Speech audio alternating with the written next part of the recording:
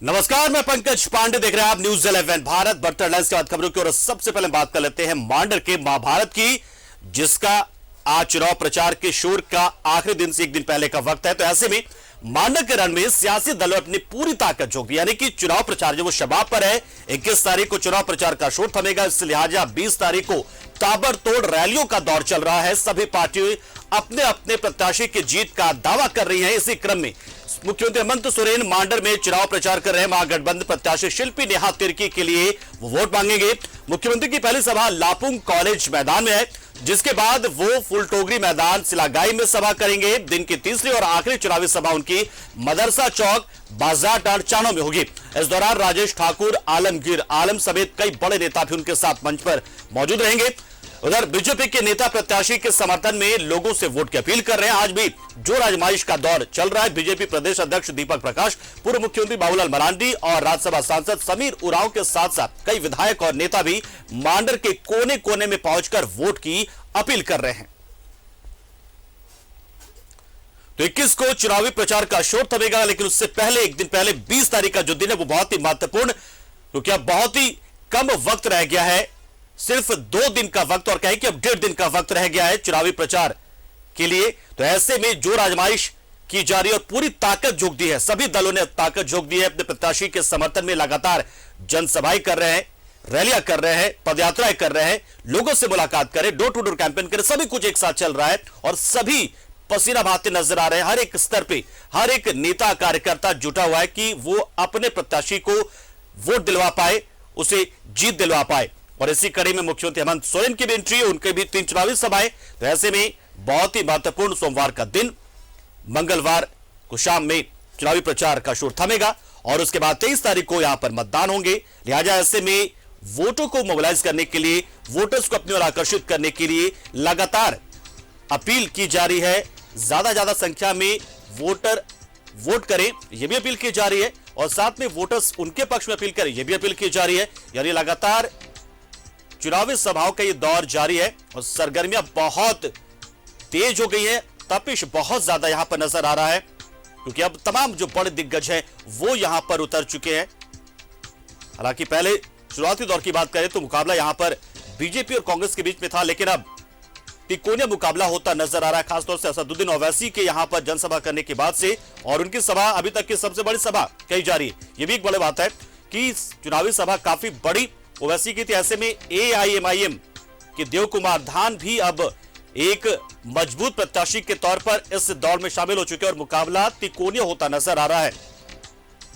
एक और शिल्पी नेहा तिर्की है, जो अपने पिता बंधु तिर्की की विरासत को आगे बढ़ाने के लिए लोगों से समर्थन मांग रही है। दूसरी ओर गंगोत्री कुजुर हैं बीजेपी से, जो कह रही है कि देखिए कैसे यहां पर भाई भतीजावाद होता है। तो तीसरे देव कुमार धान, उनका कहना है कि देखिए कैसे मैं जनता की सेवा करने के लिए मैदान में था, लेकिन मुझे बाहर किया गया। अब जनता ही मुझे अपना प्रतिनिधि बनाकर सदन भेजे।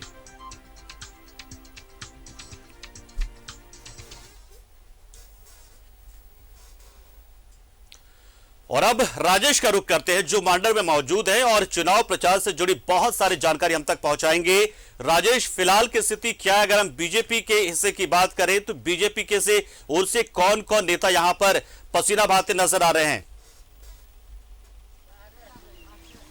देखिए, आज प्रमुख रूप से देखिए तो बाबूलाल मरांडी लापुंग क्षेत्र में 5-6 सभा करने वाले हैं। और ये सभा बहुत बड़ी सभा नहीं होती है, एक छोटे जन चौपाल के रूप में होती है।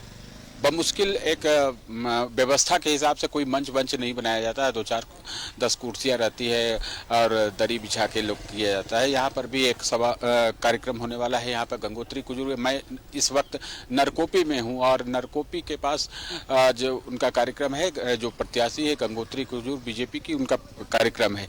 अभी मुख्यमंत्री भी आज कई स्थानों पर 3 स्थानों पर करने वाले हैं।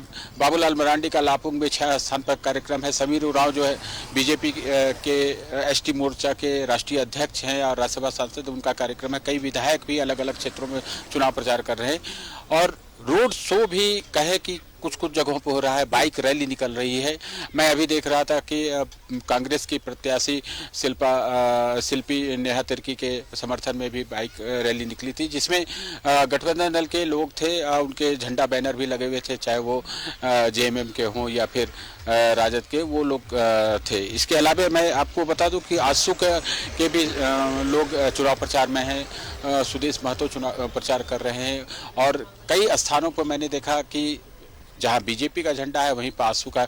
एक साथ साथ चुनाव लड़ने का संदेश दिया जा रहा है दोनों तरफ से, चाहे वो कांग्रेस के बिहाफ में अन्य लोग हैं।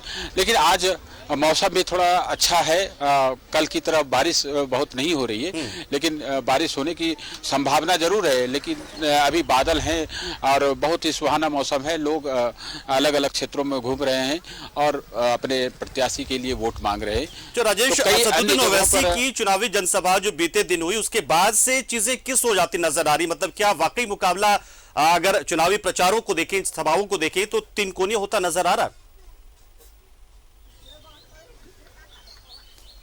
हाँ, बिल्कुल हो रहा है, क्योंकि देखिए ओवैसी की सभा जो हुई या उनका जो कार्यक्रम हुआ, उससे पहले भी ये संभावना जताई जा रही थी कि यहाँ पर चूंकि देखिए प्रत्याशी जो है ना, एआईएम समर्थक जो प्रत्याशी हैं, ओवैसी की पार्टी की जो समर्थित प्रत्याशी हैं देव कुमार धान, वो पुराने नेता है और उनका अपना भी एक पहचान, उनकी पहचान है, उनकी पकड़ है।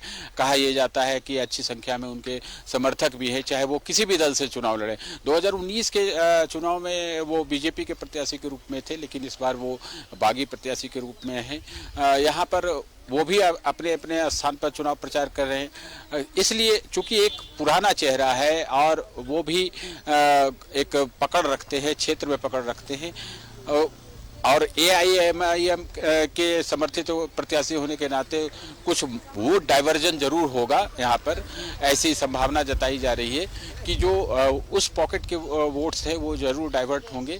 तो ये ट्रायंगुलर बनता जा रहा है और बहुत रोचक मुकाबला होगा, जैसा कि लोग यहाँ के बता रहे हैं। मैं कई जगहों पर लोगों से बात किया तो लग रहा है कि ये अच्छा और रोचक और मैसिव वोटिंग होगी, इसकी भी उम्मीद की जा रही है। पंकज, चलिए, बहुत शुक्रिया राजेश, हमारे साथ जुड़े आप, जानकारी आपने दी और बताया किस तरीके से चुनावी सभाओं में भीड़ तो बढ़ रही है और जो सभी प्रत्याशी है वो अपने अपने समर्थन में लोगों से अपील तो कर रहे हैं और उनके समर्थन में उनके जो दल के स्टार प्रचारक है वो भी।